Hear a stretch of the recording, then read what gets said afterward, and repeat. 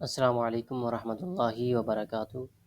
Dear سامعین، ہم قرآن پاک میں اللہ تعالیٰ کا ارشاد پڑھتے ہیں، اقیموا الصلاۃ وآتوا الزکوٰۃ۔ قرآن پاک میں کئی جگہوں پہ اللہ تعالیٰ نے جہاں پر بھی نماز کا ذکر کیا ہے اس کے ساتھ زکوٰۃ کا بھی ذکر کیا ہے۔ تو نماز کے بارے میں ہمیں معلوم ہے کہ نماز کس کے اوپر فرض ہے، نماز کو ہم اہمیت دیتے ہیں۔ تو اب ہمیں اس بات کی بھی ضرورت ہے کہ زکوٰۃ کس کے اوپر فرض ہے۔ اب سوال یہ پیدا ہوتا ہے کہ ہر وہ شخص جس کے پاس مال ہوگا تو اس کے مال میں زکوٰۃ فرض ہوگی یا نہیں فرض ہوگی۔ تو اس بارے میں ہمیں کچھ مسائل کے اوپر ڈسکس کرنے کی ضرورت ہے۔ اس میں شریعت نے کچھ شرائط رکھی ہیں۔ وہ شرائط یہ ہیں کہ ہر شخص کے مال پہ زکوٰۃ فرض نہیں ہے، بلکہ زکوٰۃ اس شخص کے مال پر فرض ہے کہ جو کیا ہو، مسلمان ہو۔ وہ مسلمان ہو۔ اور نمبر دو، دوسری شرط یہ ہے کہ وہ سینسیبل ہو، عقل مند ہو۔ اور اگر کوئی آدمی مالدار ہے لیکن وہ مسلمان نہیں ہے تو اس کے مال میں زکوٰۃ بالکل بھی فرض نہیں ہے۔ اور اسی طرح مسلمان تو ہے، مالدار بھی ہے، مسلمان بھی ہے، لیکن سینسیبل نہیں ہے، اس کے پاس عقل نہیں ہے، پاگل ہے، دیوانہ ہے، مجنون ہے، تو اس کے مال کے اندر بھی زکوٰۃ فرض نہیں ہوگی۔ اور نمبر تیسری شرط یہ ہے کہ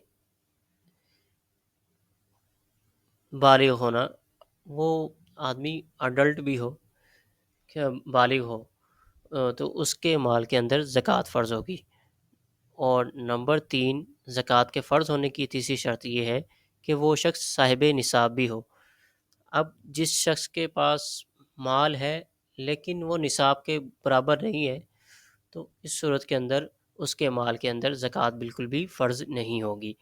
تو ہم دوبارہ فور سمری ریوائز کر لیتے ہیں کہ ایک آدمی کے اندر جب 4 صفات ہوں گی تو اس کے مال کے اندر زکوٰۃ فرض ہوگی۔ اگر آدمی ہے اور اس کے پاس مال ہے لیکن ان 4 صفات میں سے کوئی ایک صفت بھی نہیں پائی جا رہی تو اس کے مال کے اندر زکوٰۃ فرض نہیں ہوگی۔ پہلی صفت یہ ہے، پہلی شرط یہ ہے کہ وہ آدمی کیا ہو، مسلمان ہو۔ نمبر دوسری شرط یہ ہے کہ وہ سینسیبل ہو، عقل مند ہو۔ نمبر تیسری شرط یہ ہے کہ وہ بالغ ہو، اڈلٹ ہو۔ اور نمبر 3 یہ ہے کہ وہ نصاب کی مقدار کے بقدر وہ زکوٰۃ کا مالیت کا مالک بھی ہو۔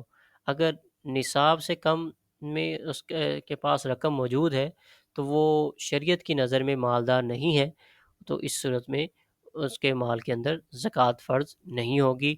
تو انشاءاللہ نیکسٹ ایپیسوڈ میں ہم یہ ذکر کریں گے کہ کون شخص صاحب نصاب ہوتا ہے اور نصاب کے اندر کن کن چیزوں کو دیکھا جاتا ہے، کن چیزوں کی، کن شرائط کو مد نظر رکھتے ہوئے ہم زکوٰۃ ادا کر سکتے ہیں اور اس شخص پر زکوٰۃ ہو سکتی ہے۔